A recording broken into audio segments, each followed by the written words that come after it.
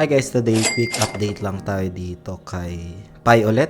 Paparating na rin yung kanilang Pi Day this week. And check natin yung pinaka-details. Discuss din natin dito guys kung paano gamitin itong Orbit, no? So ito. So dito kasi we can check details, mga recent news. Like for example, let's check yung recent uploads, ideas and post dito regarding, like for example this one. So yung Pi Day kay Pi Network is March 14, no? So isa sa mga importante for the community event for Pi Network ecosystem. So Pi Day often comes yung mga major ecosystem upgrades. Pag-uusapan natin yan dito sa video natin today. Yung ongoing natin dito na AI grids for Pi Network. Pero bago tayo dito magsimula, kung hindi nyo pa na-like itong video na ito, please like this video first. Subscribe nyo yung YouTube channel natin, turn on the bell icon para ma-notify kayo dito sa mga updates natin na ginagawa sa ating YouTube channel guys. So pahapyaw lang na update ito sa mga nagtatanong.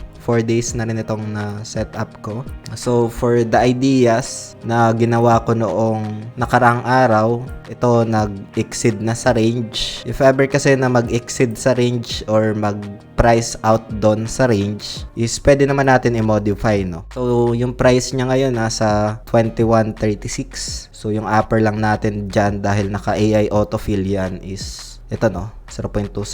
So pwede naman na adjust. Ayan, and then confirm lang, and then confirm. So, yun, na-modify na. And it will refresh, matatanggal yung warning dito, no? Yun, ito lang yung recent update, guys. Sa bot natin, still ongoing pa din ito. Ito, kapag umakyat yung presyo, magkaka-profits tayo dahil naka-long setup to, no? Pero if ever na bumagsak, dyan tayo malulos. And na-discuss ko na yan dun sa first video natin. Share ko na rin din siguro sa end part ng video. Ngayon ay punta tayo dito sa kay Orbit. Paano nga ba siya ginagamit? So parang X, Twitter, parang social media ito pero dedicated only for crypto updates, no? So sa mga market updates, paano nga ba dito mag-earn? You can check dito sa may discover. May mga insights, ideas, yung mga top traders makikita natin dito. Ayan, and like for example, ito, sa mga gustong i-spy or i-check yung performance ng mga trader na yan.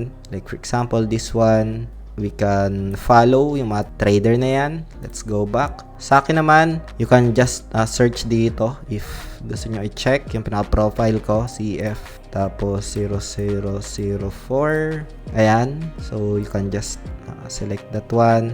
You can follow me if you think na interesting yung mga post ko dito. Ayan. We can also post dito ng mga trades na ongoing, no? So like for example, ito. Post lang tayo and then we have some positions.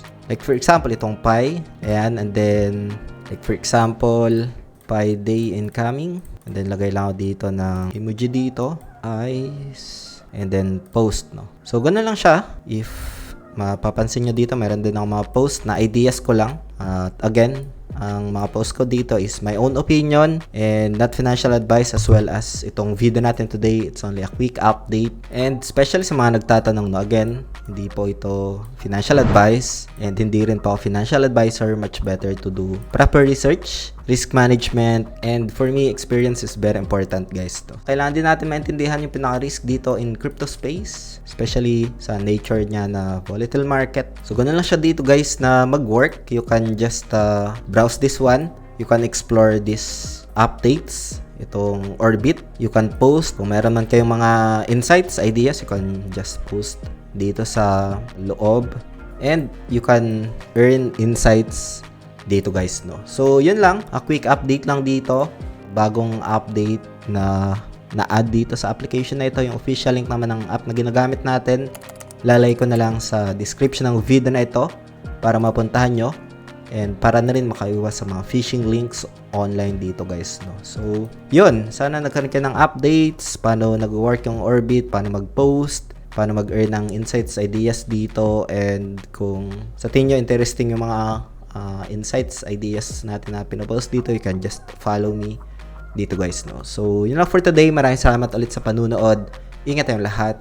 Peace out. Bye for now.